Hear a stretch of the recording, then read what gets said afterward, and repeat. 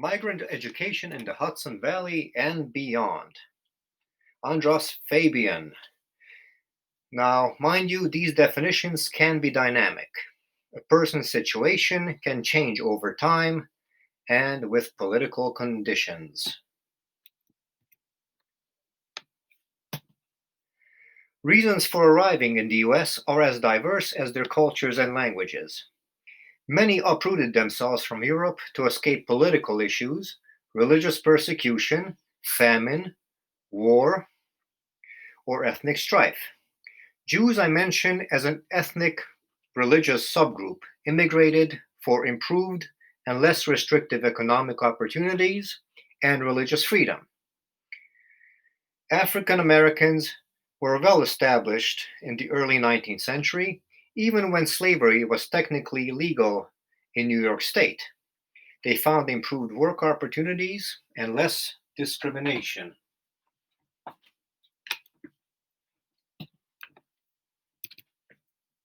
Even organized groups of so-called nativists set obstacles to advancement, not excluding violence.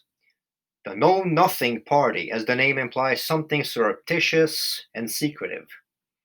The situation improved somewhat after US entry into World War I. Migrants worked in factories and on farms, also served overseas in the Great War to end all wars. Monuments of remembrance, paying homage to that generation, still stand. Many names are migrants that are celebrated and appreciated. Their descendants formed organizations.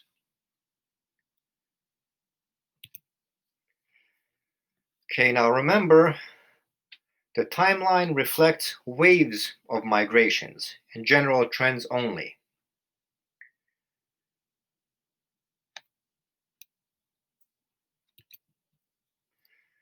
English was never formally established as such using legislation. The feature remains assumed prevalent. The idea that you are an American only if you speak English. Also geared towards Mexican Americans to counteract dropout rates among migrant populations. Mainly in the Southwest, thought to be a result of deficient English knowledge.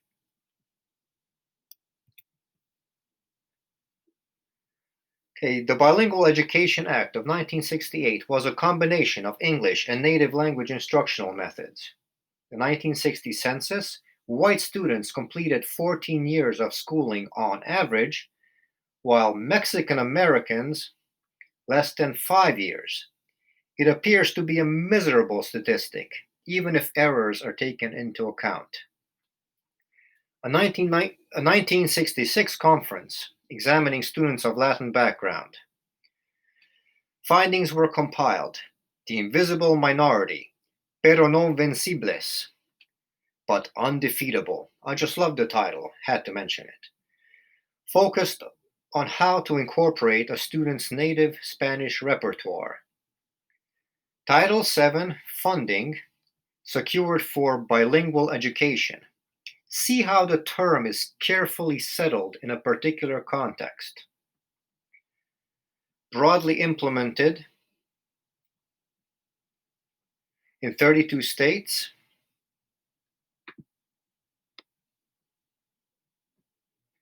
Instruction in native language being a right.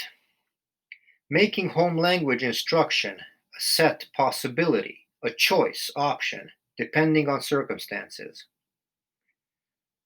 Now, 7 states loosened enforcement of these mandates. So appeared resistance referred to as the English-only movement. Very controversial from the get-go. The pushback was solid and organized. This is Proposition 227, California, 1998.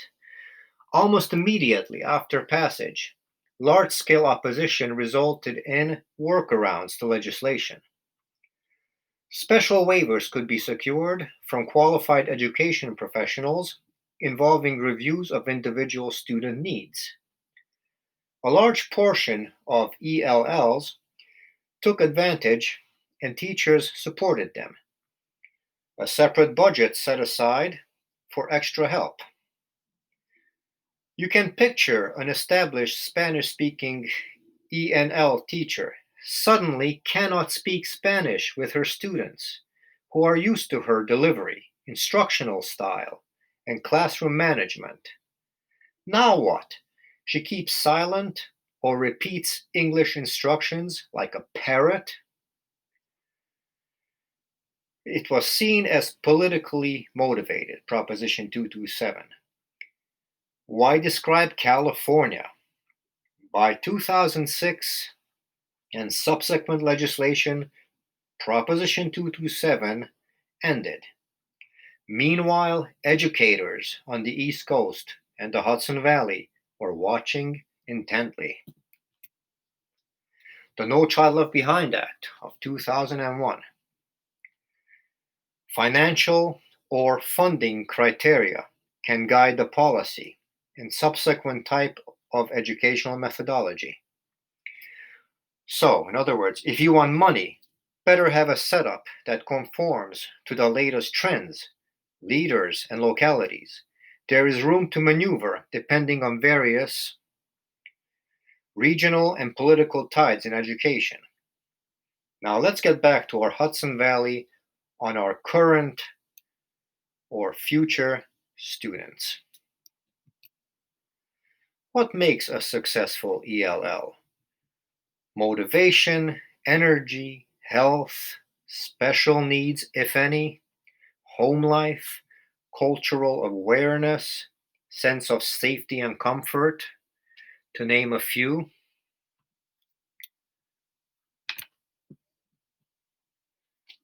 The challenges to effective English acquisition for migrants. For the sake of brevity, I will now focus on students of Hispanic background that comprise a large portion of ELLs in our region.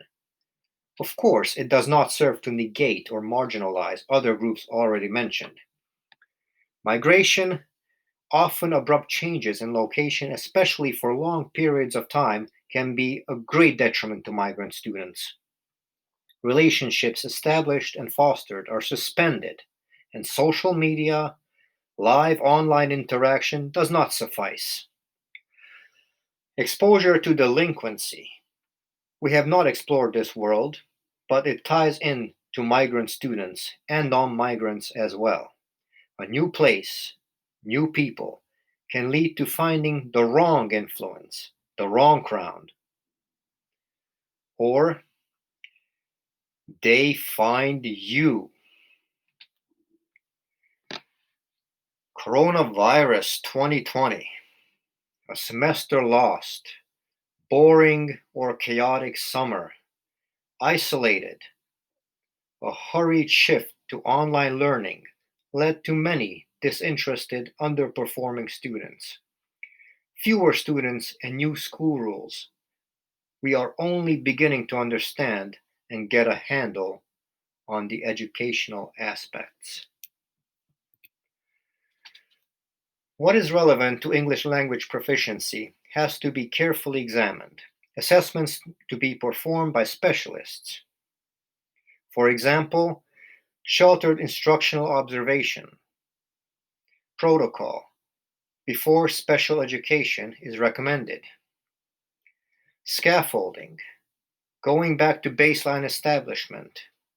As proficiency increases, intensive involvement decreases. Support can now decrease.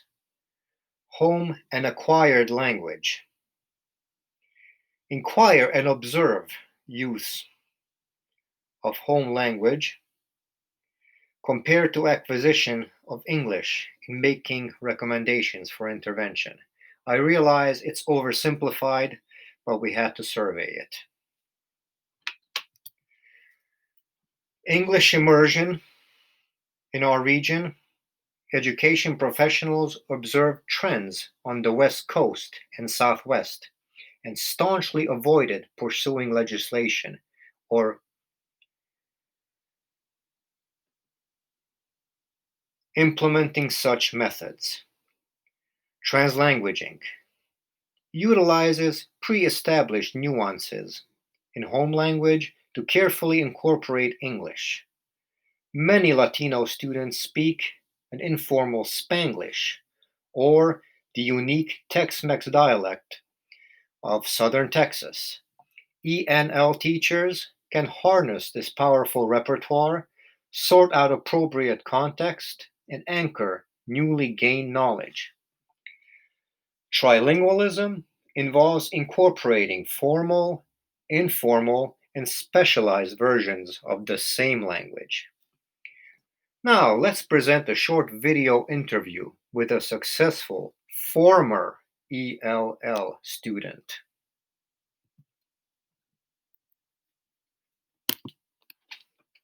I came from Puerto Rico, Carolina. Yeah. Okay, and did you speak English fluently when you first got here? Those very first days, if you remember? I did not. I spoke some English because I learned like watching American English TV, Disney Channel, I guess. And I knew just like common phrases, but I never knew like how to write or read. Okay. So like they held me back 1 year. Do you think your lack of English knowledge contributed to that, in your opinion? To what? To being held back 1 year? Yeah, definitely. Do you think so? Did you have any testing or specialized ESL testing and training? Yes, I was put in ESL for, actually, yeah, I was in ESL for, senior year of high school. But they gradually like limited what I received. But yeah, I was put in ESL and I had like people to help me out, and at times they would even translate certain things from English to Spanish. So yeah, I was in ESL. They were teachers, instructors. Did they also use technology like translator applications and interactive items? They did at times, but I had a teacher kind of always there who spoke Spanish, so it wasn't really an issue. And they covered your other subject matters like biology, chemistry, math, so on. That too. Yeah. And were there other students similar to yourself? Yes. Same situation in the school? Yeah. Okay. We were all like friends. That's good. So what grade was this about? What grade? Yes. This was like third grade. Wow. It has been a while. Yeah, it's been a while. So we used to play catch and baseball, batting and hiking in the woods and everything. I do remember. It feels like it was yesterday. And it's still gonna go on, but either way, it's not over yet. So, did you have any problems adapting to the local area, to other students over the years? I did have an issue adapting to the climate only because I came from such a hot location. Puerto Rico, usually it's average 80, 90 almost sometimes. Yeah. I came.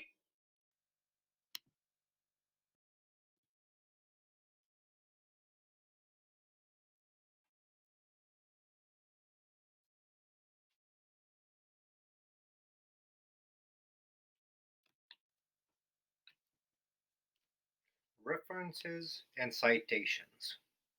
Thank you for listening and watching.